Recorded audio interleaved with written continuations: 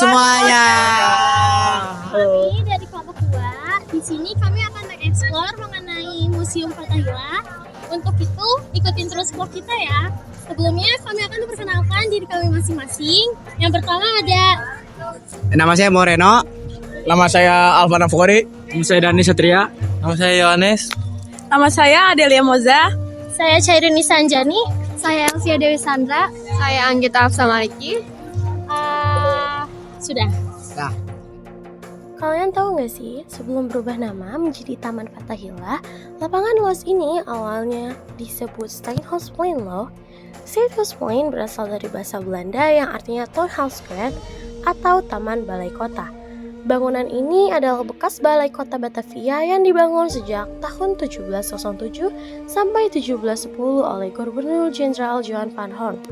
Lalu, pada tahun 1974, di masa pemerintahan Gubernur Jakarta Ali Sadikin, bangunan ini diresmikan dengan nama Museum Sejarah Jakarta.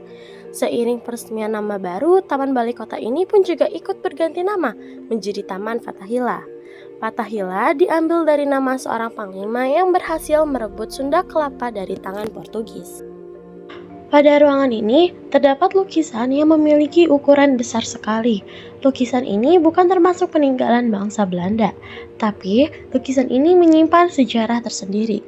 Lukisan ini dibuat pada tahun 1975 oleh hari jadi atas permintaan Gubernur Jakarta Bapak Hari Sadikin. Lukisan ini menggambarkan pesta rakyat di zaman Belanda. Selain itu, pada sisi lainnya juga terdapat lukisan dengan tema yang berbeda. Lalu, yang di belakang ini ada patung Hermes. Patung Hermes dalam mitologi Yunani merupakan dewa pembawa berita yang menghubungkan manusia dengan dunia para dewa. Dulunya, pemerintah Belanda memasang patung Hermes ini di Jembatan Harmoni. Namun, sampai suatu ketika sempat dinyatakan hilang. Sebenarnya tidak hilang, patung ini hanya jatuh ke dalam sungai dan terbengkalai.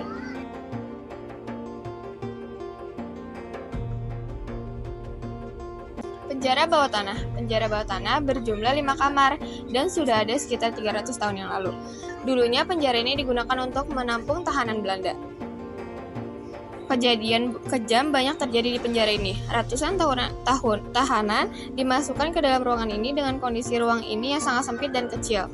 Membuat orang-orang yang berada di dalam penjara ini merasa sesak karena minim oksigen. Orang-orang yang berada di penjara ini disiksa sadis dan dibiarkan mati karena sakit dan kelaparan.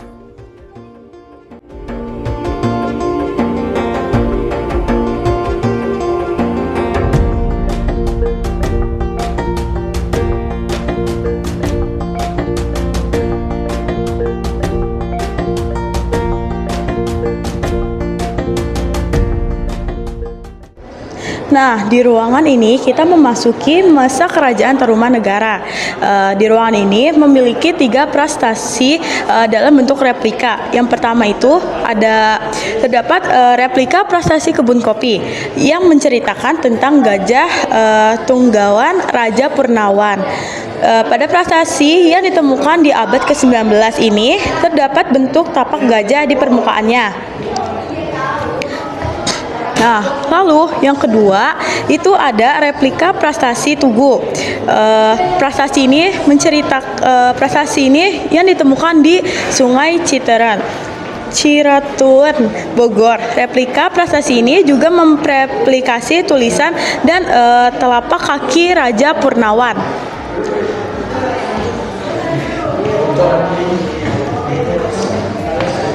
Lalu yang terakhir itu ada replika prastasi Tugu. Prastasi ini menceritakan mengenai perintah Raja Mulawarman untuk menggali 2 aliran sungai, yaitu Sungai Cadrabaga dan Gomati. Hal tersebut dilakukan untuk pengendalian banjir sekaligus membatasi kekeringan di musim kemarau.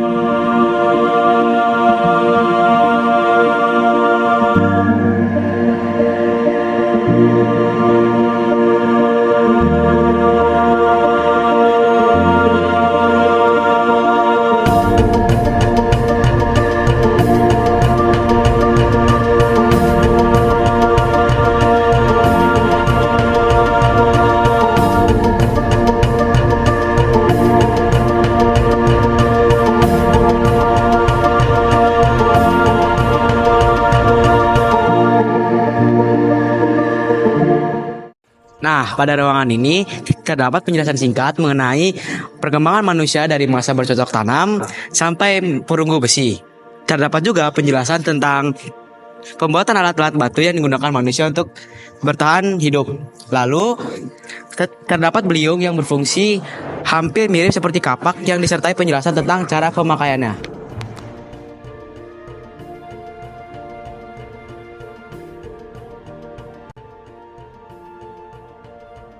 Di ruangan pertama, kita dapat mempelajari mengenai berbagai peninggalan artefak dari kebudayaan bumi memiliki ciri khas motif dan membentuknya seperti gerabah dari tanah liat yang tersebar di seluruh pesisir Jawa Barat.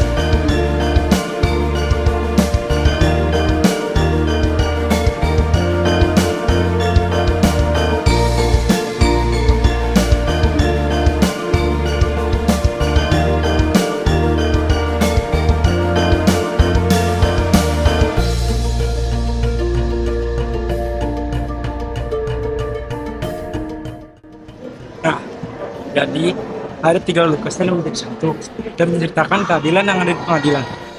Dari ketiga lukisan ini, bagian lukisan tersebut dapat memberikan contoh konsep hukum yang adil tanpa pandang bulu.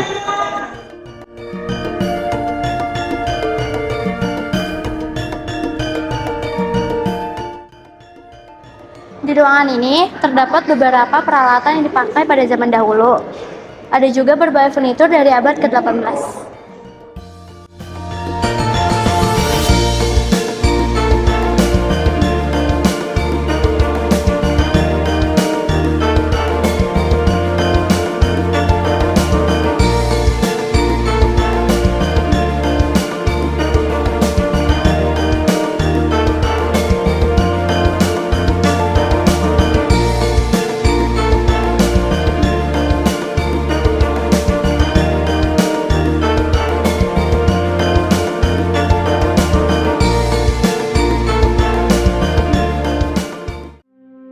Oke guys, seperti yang kalian lihat di sini, di ruangan ini terdapat banyak furnitur dari abad ke-19.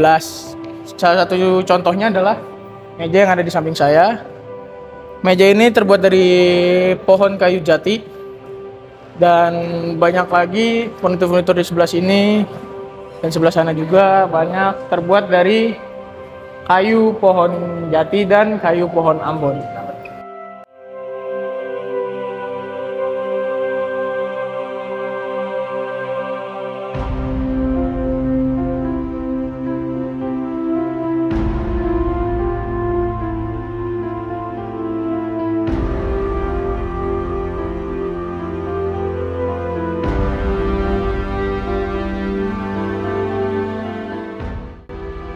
Di ruangan ini terdapat lemari antik buatan tahun 1748.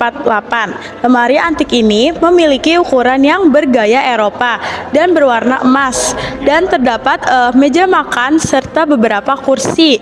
Kemudian terdapat lukisan potret Gubernur Hindia Belanda.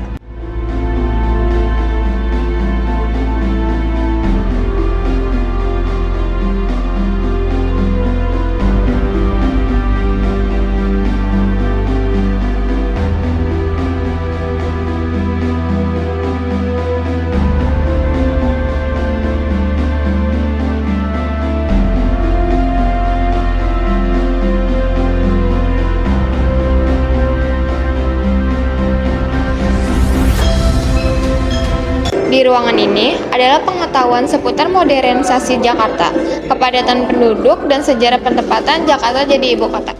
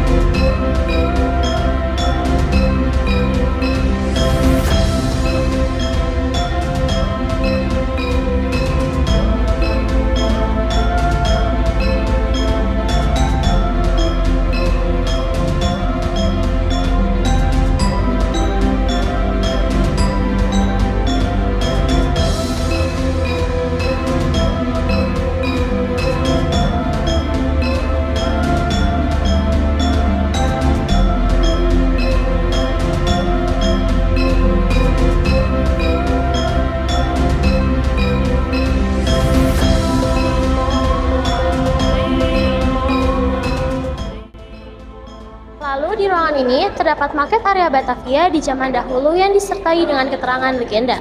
Kemudian terdapat senjata api yang disebut juga dengan blunderbuss gun yang sering digunakan oleh orang Eropa pada abad ke-18.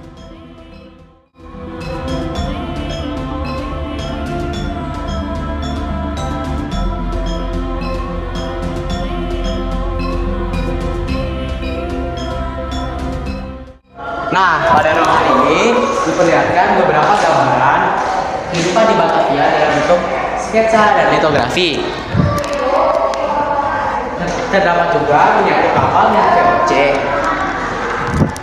Dan juga terdapat timeline kedatangan VOC di Jakarta serta pendirian Batavia.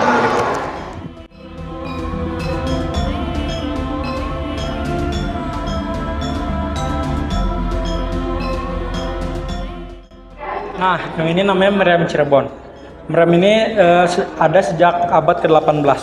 Meriam jenis ini dipakai pada pertempuran Kesultanan Demak pada tahun 1512 dan di masa Fathahillah di 1527.